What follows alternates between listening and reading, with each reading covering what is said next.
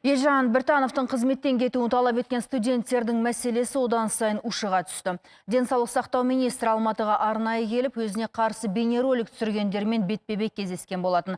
Алайда мемлекет есебінен оқыған қыз-жігіттер ауылға баруға міндетті деген министрдің сөзі студенттерге жақпай қалды. Өзінікін дұрыс деп есептейтін шәкірттер министр шақырған жиыннан жанжалмен шығып кетті.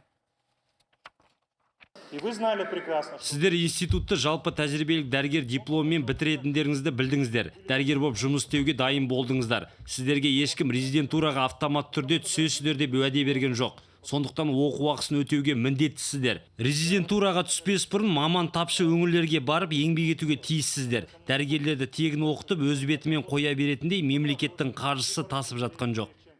Министрмен кездесуге бейнероликке түскендердің бірі қалмайда келген.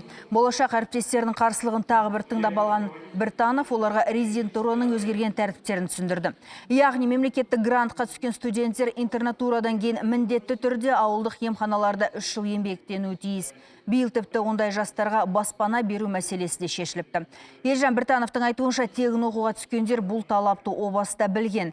Десе де министрдің қызметтен кетуін талап еткендерге Біртановтың берген жауабы ұнамай қалды. Ауылдық стационарларға барып жұмыс істегісі жоқ жастар жиынның соңын күтпестен орындарынан тұрып кетті.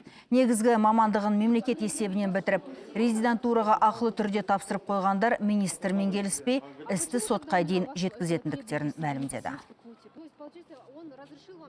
Біздің арғы мақсатымыз, қазір бізді егерде университеттен қуып шықса, біз соттасамыз, сотқа барамыз. Біртанов мырза, біз сізбен до конца будем бороться. Вы нарушаете нас права. Егерде Біртанов кетсе, мынандай заң бұзбаушылық болмайды. Рахмет.